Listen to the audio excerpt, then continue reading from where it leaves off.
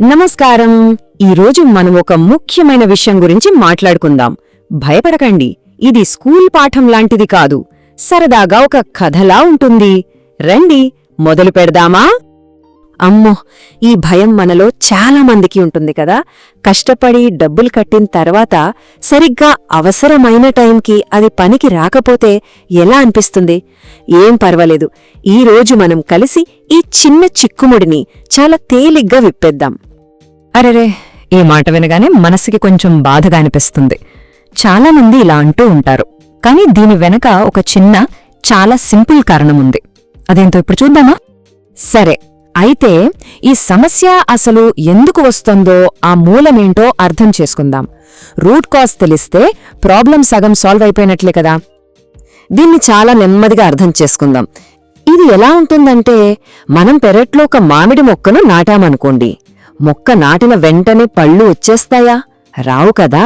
అది మెల్లగా పెరిగి పెద్దయ్యాక అప్పుడు తీయని పళ్ళు ఇస్తుంది. వెయిటింగ్ పీరియడ్ కూడా అంతే అనమాట. కొంచెం ఓపికతో ఎదురుచూడాలి.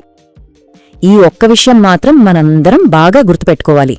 ఇన్సూరెన్స్ అనేది ముందు చూపుతో చేసే ప్లానింగ్ కోసం, అంతేగాని జ్వరం రాగానే మెడికల్ షాప్కెళ్ళి టాబ్లెట్ కొన్నంత ఫాస్ట్గా అయితే పనిచేయదు. ఇప్పుడు మనం ఈ వెయిటింగ్ పీరియడ్స్లో ఏమేం రకాలుంటాయో తెలుసుకుందాం.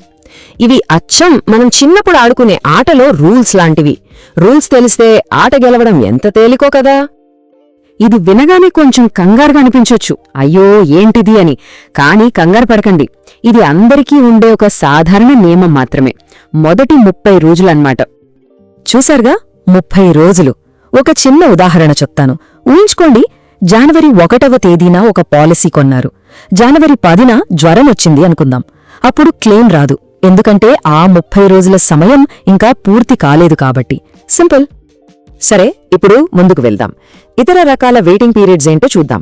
ఇది అచ్చం మనకు వర్షాకాలం, చలికాలం, ఎండాకాలం ఉన్నట్లే ఇన్సూరెన్స్లో కూడా రకరకాల వెయిటింగ్ సమయాలు ఉంటాయన్నమాట. కొన్ని ముందుగా ప్లాన్ చేసుకుని చేసే సర్జరీలు ఉంటాయి కదా, వాటి కోసం మనకు అంతకు ముందు ఆ సమస్య లేకపోయినా సరే 1 లేదా 2 సంవత్సరాలు ఆగాల్సి ఉంటుంది. ఈ పేర్లు మనం ఇంట్లో పెద్దవాళ్లు అంటూ ఉంటే వినే ఉంటాం కదా. కంటి ఆపరేషన్, మోకాలి ఆపరేషన్ లాంటివి.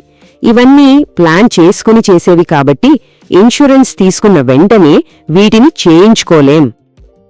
అలాగే ఇన్సూరెన్స్తో పిల్లల కోసం ప్లాన్ చేసుకోవాలన్నా కూడా దూరదృష్టితో ఆలోచించాలి.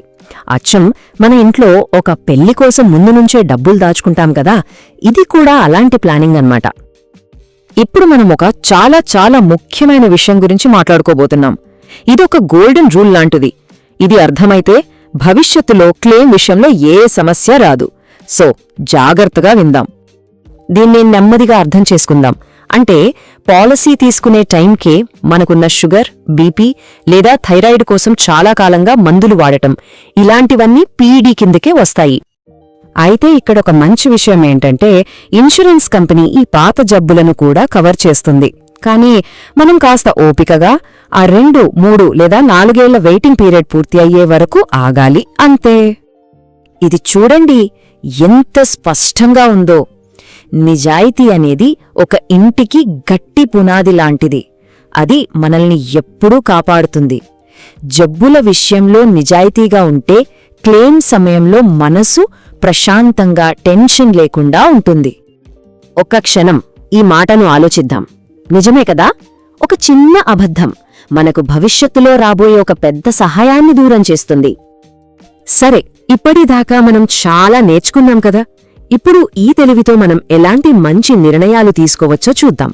మన భవిష్యత్ మన చేతుల్లోనే ఉంది. మనం తెలియక కొన్ని తప్పులు చేస్తూ ఉంటాం. ఇవి అచ్చం స్కూల్లో టీచర్ చెప్పే మంచి మాటల్లాంటివి. వీటిని చెయ్యకుండా ఉంటే చాలు, మనకే చాలా మంచిది. చూసారా, మనం ఇంతసేపు చెప్పుకున్న కథకి సారాంశం ఈ 3 సింపుల్ పాయింట్స్. యంగ్ ఏజ్లో ఇన్సూరెన్స్ కొనడం, నిజం చెప్పడం, ఓపికగా ఉండటం. ఈ 3 పాటిస్తే చాలు. ఈ ఒక్క వాక్యం మనం ఈరోజు నేర్చుకున్న అన్ని విషయాల సారాంశం.